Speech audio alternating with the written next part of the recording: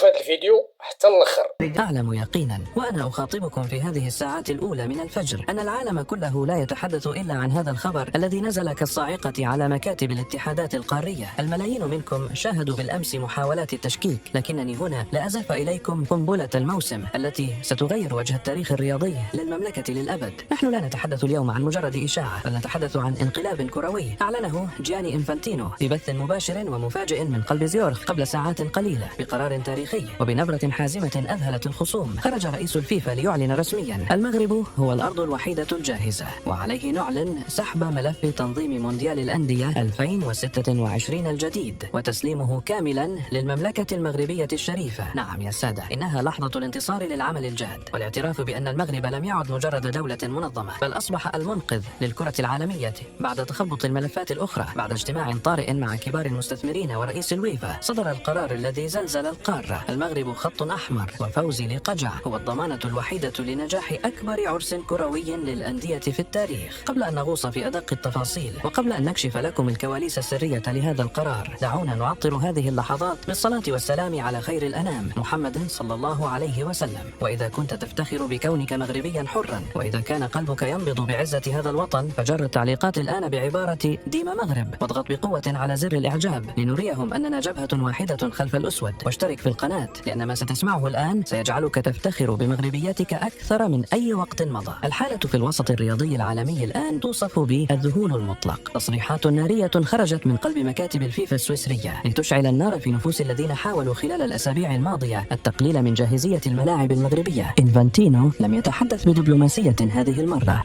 بل وجه قذائف مباشرة. لقد جئنا للمغرب وشاهدنا ما لم نشاهده في أوروبا. رأينا ملاعبا تبنى بمعايير القرن 22، ورأينا شعبا يتنفس كرة القدم. في وسط هذه الأجواء كشف إنفانتينو أن الفيفا قامت بزيارة تفتيشية سرية الأسبوع الماضي، والتقارير التي رفعت لمكتبه كانت صادمة للاتحادات المنافسة. المغرب تفوق في كل شيء: البنية التحتية، المواصلات فائقة السرعة، والأهم من ذلك الأمن والاحترافية. رئيس الفيفا قالها بوضوح: لا يمكننا المغامرة بأكبر بطولة للأندية في تاريخنا بملفات غير جاهزة. المغرب هو الوحيد الذي قدم ضمانات حكومية وشعبية تفوق الخيال. لقد أكدت تسريباتنا الخاصة أن هناك أطرافا حاولت في الساعات الأخيرة الضغط لإبقاء المونديال في مكانه السابق، لكن رد إنفانتينو كان حاسما بصيغة الفيتو: إما المغرب أو لا مونديال للأندية هذا العام. هذا القرار لم يكن رياضيا فحسب، بل كان صفعة كبرياء لكل من تجرأ على التشكيك في قدرة المملكة المغربية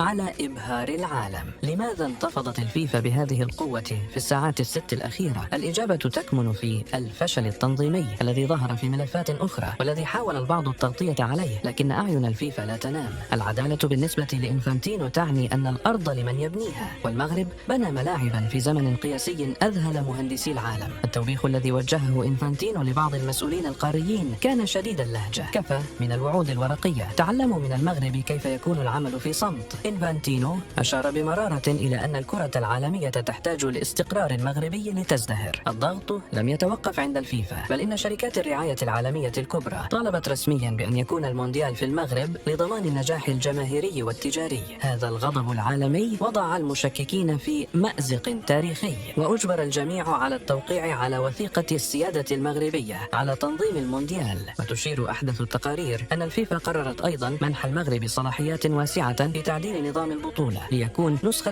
تاريخية تليق باسم المملكة. هذا الانتصار ليس مجرد استضافة بطولة، بل هو اعتراف بأن المغرب أصبح العاصمة الفعلية للفيفا في القارة الأفريقية، وهو ما يمهد لسيطرة مغربية مطلقة على موازين القوى في السنوات القادمة. حين نلقي نظرة على التحول الأسطوري في مكانة المغرب الدولية، نجد وراءه رجلا يلقبه العالم بالثعلب الإداري: السيد فوزي لقجع، الرجل الذي لم ينم في الساعات 48 الماضية، والذي خاض مفاوضات ماراثونية في زيورخ لإقناع أعضاء المكتب التنفيذي بأن المغرب ليس مجرد بديل، بل هو الخيار الأول والوحيد. التقارير الدولية وصفت لقجع بأنه المهندس الذي يمتلك شفرة إقناع الكبار. إنفانتينو في اجتماعه الأخير بلقجع قال له أمام الجميع: فوزي، لقد جعلت مهمتي سهلة، ملفك يتحدث عن نفسه. لقجع لم يذهب للمفاوضات بالوعود، بل ذهب بواقع ملموس: ملاعب منتهية، فنادق عالمية، وشبكة قطارات فائقة السرعة تربط بين المدن المستضيفة. هذا النجاح جعل الفيفا تعيد النظر في كل خططها المستقبلية. لقد نجح فوزي لقجع في تحويل محاولات التهميش التي تعرض لها ترشح المغرب في بعض اللجان إلى فرصة ذهبية لإظهار القوة. وجوده في مجلس الفيفا لم يعد مجرد تمثيل، بل أصبح صوتا تقريريا يهابه الجميع. لقد جعل اليوم هو رجل القدر الذي استطاع جلب أغلى بطولات الأندية للمغرب، مؤكدا أن زمن التبعية الكروية قد انتهى، وأن المغرب هو من يضع القواعد الآن. في مشهد دراماتيكي لم يسبق له مثيل، أعلن رئيس اليويفا